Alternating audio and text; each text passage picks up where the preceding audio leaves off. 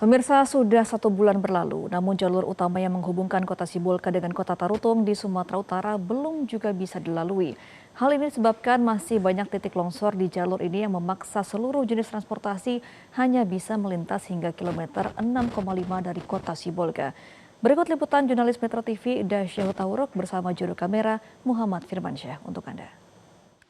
Ya pemirsa Metro TV, hingga saat ini kami masih terus memantau situasi dan juga kondisi terkini pasca terjadinya banjir bandang dan juga tanah longsor yang menimpa 3 wilayah di Sumatera, tepatnya di Sumatera Utara, Sumatera Barat, dan juga di Aceh. Dan saat ini pemirsa, kami tengah berada di Sumatera Utara, tepatnya di Kabupaten Tapanuli Tengah yang lokasinya berdekatan dengan kota Sibolga. Dan pemirsa, berdasarkan informasi yang kami dapat, masih ada titik-titik longsor yang terjadi di wilayah kota Sibolga menuju Tarutung.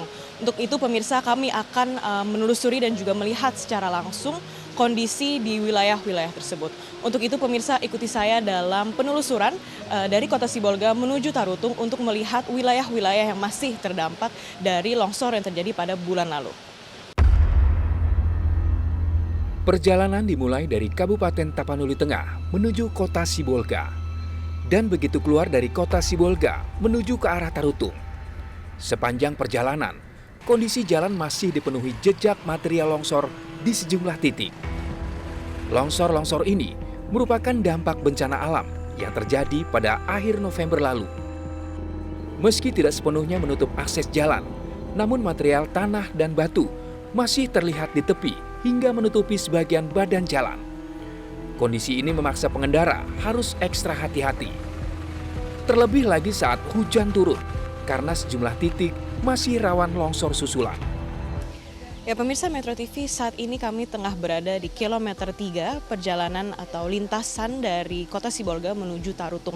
Yang dimana pemirsa, selama perjalanan tadi kami sudah melihat banyak sekali titik-titik longsor akibat banjir bandang juga tanah longsor yang terjadi pada bulan lalu. Dan sudah sebulan pasca bencana, lokasi atau titik-titik tersebut masih belum juga kembali pulih, belum juga kembali normal. Dan untuk selengkapnya saat ini kami sudah bersama dengan Kak Sartika. Halo Kak, kami akan berbincang-bincang secara langsung mengenai kronologi terjadinya banjir bandang dan juga tanah longsor yang terjadi pada bulan lalu. Kak Sartika, mungkin bisa dijelaskan, ini kan jalan utama dari kota Sibolga menuju Tarutung, ini di kilometer 3. Kak Sartika, mungkin bisa dijelaskan kronologi kejadiannya seperti apa Kak waktu itu? Oh, kronologi kejadiannya itu pada saat paginya kami sebenarnya, ya kan? Pada saat pagi dari sana. Nah, habis itu perkiraan kami sudah tenang, ya kan? Malamnya kan udah mati lampu, ya kan? Mati lampu itu semuanya. Jaringan pun udah mati total semuanya di situ. Pas pada saat malam pemikiran kami udah tenang. Udah tenang gitu. Pulang kami ke rumah. Udah pulang kami ke rumah, pikiran kami udah jam 10. Waktunya pulang lah, kayaknya udah aman. Rupanya enggak, di sini ini banjir ini semua sampai kena ke sini. Habis itu kami dengar batu dari sana, dari atas itu. Ya pikirku, apa itu? Suara petir enggak? Enggak. Kita dengar dulu lagi, bunyi lagi di situ. Rupanya batu, ya kan? Kami lari menggendong anak-anakku ini yang kembar tadi. Menggendong kami bayar sampai hujan deras kali. Kena hujan anak-anakku itu pergi kami ke sana. Habis itu Enggak lama 5 menit lagi turun ini semuanya. Habis itu jam 1 tepatnya, inilah yang batu apa ini besar kalau sampai ke sini pun besar, hancur ini semua, warung kami hancur itu. Makanya nggak tahu lagi kami. Setiap datang hujan besar ini airnya. Jadi kami ketakutan kami, trauma kali. Kak, ini kan udah 1 bulan ya pasca terjadinya tanah longsor ini. Dari pemerintah sendiri sudah bagaimana penanganannya? Penanganannya datang memang, kemarin itu cuma satu datang ke sini ya kan. Bekonya cuma satu datang, cuma sebentar aja. Terus itu pun mau pergi, terus kami hambat. Kami bilang, tolonglah pinomat ini saja, ini dibagusin dulu. Nah, terus udah dikorek ini, udah langsung pergi bekonya. Yang diutamakan di sana Jalan Poriah diutamakannya. Habis itu udah nggak ada lagi. Datang hujan kemarin itu besar airnya ini sampai keluar ini ke jalan ini. Ya takutlah kami, ngungsi lagi kami ke sana. Jadi kami nggak tahu tak kayak mana. Udah 1 bulan lebih ini tuh nggak ada penanganannya. Tak kayak mana itu nggak tahu kami.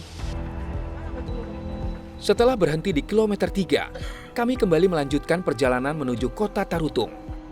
Rupanya kondisi jalan raya ini masih sangat memprihatinkan.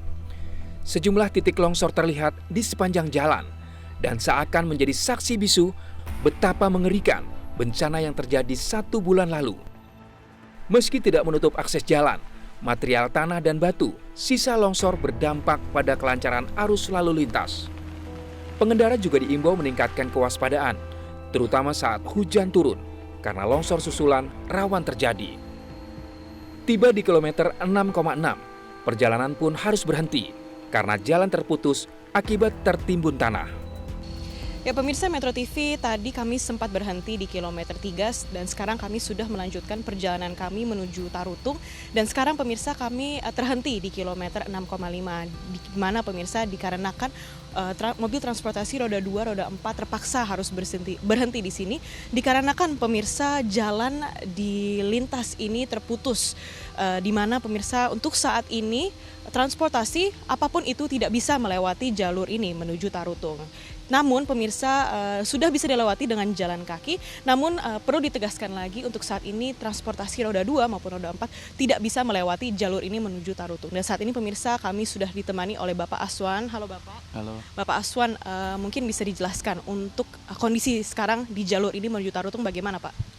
Untuk di kondisi jalur 6,5 ini saat ini masih tahap pengerjaan dan kami bekerja sama dengan tim PUPR. Untuk pengerjaannya kami masih membutuhkan waktu beberapa hari karena terkendalanya oleh hujan gitu ya Pak. Berarti sekarang benar-benar tidak bisa dilewati oleh transportasi apapun ya Pak? Hanya bisa jalan kaki aja ya Pak yang menuju Tarutung lewat jalur ini ya Pak? Untuk saat ini belum bisa Mbak, karena kami belum bisa memastikan. Takutnya nanti kalau kami bilang ini takutnya amblas dari atas, makanya saya bilang untuk berjalan kaki aja dulu. Bapak. Ya pemirsa, tadi merupakan perbincangan saya dengan Bapak Aswan yang merupakan penjaga di lokasi ini. Dirinya menyampaikan bahwa bagi masyarakat yang ingin melewati jalur ini harus terhenti di kilometer 6,5 menuju Tarutung dikarenakan jalanan yang masih terputus. Namun jika pemirsa ingin menuju Tarutung melalui kota Sibolga dapat melewati jalur alternatif lain yakni jalur Rampa. Demikian informasi dapat kami berikan untuk saat ini dari kota Sibolga. Dasya Hutauruk, Muhammad Firmansyah, Metro TV. Jelajahi cara baru mendapatkan informasi. Download Metro TV Extend sekarang.